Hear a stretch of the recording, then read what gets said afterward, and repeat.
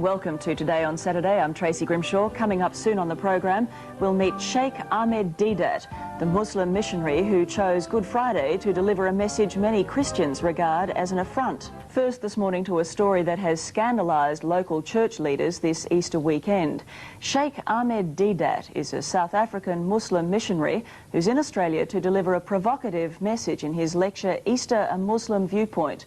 In a country that prides itself on the right to free speech, it is not the content of his lecture that's caused affront, it's the timing. Sheikh Deedat delivered his speech on the most solemn day of the Christian calendar, Good Friday. Sheikh Deedat joined me earlier. Good morning to you. Good morning, ma'am. What's the purpose of your visit to Australia? My purpose is to educate my people, as well as the Christians in this country, regards to our relationship with Christianity, because Islam is the only non-Christian faith which makes it an article of faith for its followers to believe in Jesus. No Muslim is a Muslim if he does not believe in Jesus. See, the bulk of mankind, the non-Muslims, they do not know that in this holy book of ours, the Holy Quran, is enshrined Jesus Christ. That in this vast volume, you know, Muhammad, the so-called author of this book, the Quran, he is mentioned far less time than Jesus Christ. Jesus Christ in this book is mentioned 500% more times than Muhammad. But you don't believe that the Christian version of what happened at Easter is the correct version? That is true. What's your version? No. So he says now, number one, that people don't know that we believe in Jesus as one of the mightiest messengers of God. We believe in his miraculous birth, which many modern-day Christians, including the bishops of the Anglican Church, they don't believe today, but we believe. We believe that Jesus was the Messiah, translated Christ. And we believe that he gave life back to the dead by God's permission, and he healed those born blind and the lepers by God's permission. And we believe that God took him up, and he's coming back. Now, all this the Christian doesn't know. He only knows that, no, we disagree with what we disagree with. Says now, what is the reason? Why is it that we want to be different? We want to be funny? What makes the Muslim different from the Christian? But you don't believe that Jesus died and was resurrected at Easter? Right. So we say the Christian is boasting that on these 3 days, these eventful days, the Passion of Jesus, there were 300 Old Testament prophecies fulfilled on this day. But I'm telling them that the one that got away, you see, in fishing, I'm an angler, and when we talk about the one that got away. The one that got away, the one that was not fulfilled. Now, I'm here to educate people about the one that got away. And you will upset Christians, though, won't you? You must, I suppose, concede that. My motive is to educate. But can I put to you, if we could just concentrate on this one particular issue at the moment, yes. Can I put to you that it will be considered insensitive by many Christians that you have chosen Easter to come and deliver this message? No. I had no plans whatsoever. Some months ago, they were asking me for a blank slot that I have in my programs. So it's a coincidence that it's Easter? It is unbelievable. My very first major lecture happens to be on Good Friday. Extraordinarily unbelievable. It's extraordinary. But coincidences do happen. But now, to me, this is the most appropriate subject for the day. let's say on Christmas Eve, on Christmas Day, the birth of Jesus, we're supposed to celebrate. I'm talking about the passion of Jesus. You know, what happened to him and how he died, and then they beat him up. No, doesn't make sense. It doesn't make sense. When you talk about Easter at Christmas time, it doesn't make sense. You talk about Easter time. All right, well, let's say at Ramadan, the Pope goes to Tehran and says, you've got it all wrong. Right, okay, come. Well, how would he be received? His Pope, His Holiness, yes. Just coincident that you mentioned his name. He has just written a book called Crossing the Threshold of Hope. It had become the world's bestseller in 12 countries immediately on publication. In this, he says, we must have a dialogue with the Muslims. So, suppose it's a coincidence that Ramadan is the occasion when he happens to be in Tehran, and we are having a dialogue. He says, now look, you people, man, you're killing yourself. Who the Pope will reason with us. He said, you know, you Muslims, you pray 5 times a day. Every day of the year. Then, you know, that whole month of Ramadan, you're going to go through hunger and thirst. Because from before sunrise to sunset, the Muslim, no eating, no drinking, no sniffing, no smoking. So what kind of life are you people leading? Is your God hungry for that? Is your God hungry for your prayers? Is he hungry for your fasting? He says no. Now he has a right.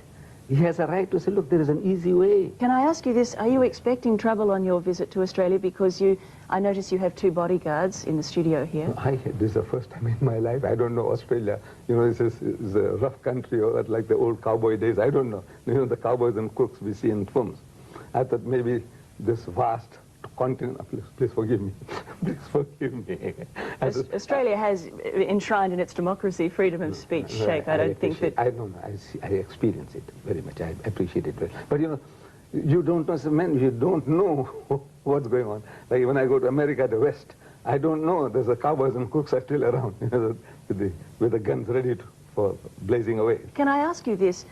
Why, do you believe that we must all worship the same God? I mean, we don't all eat the same food. We don't all speak the same language. Why must we all worship the same God? Why isn't there room for us all to differ? No.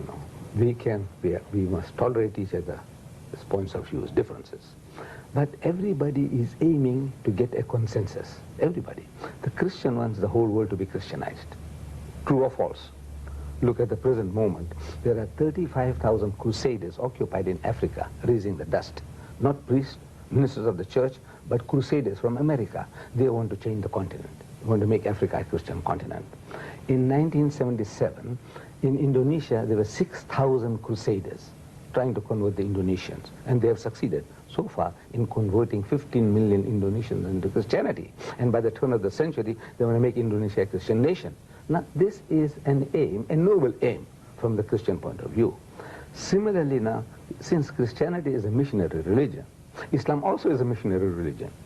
As much as the Christian is out to share his faith with the rest of mankind, we also want to share our faith with the rest of mankind.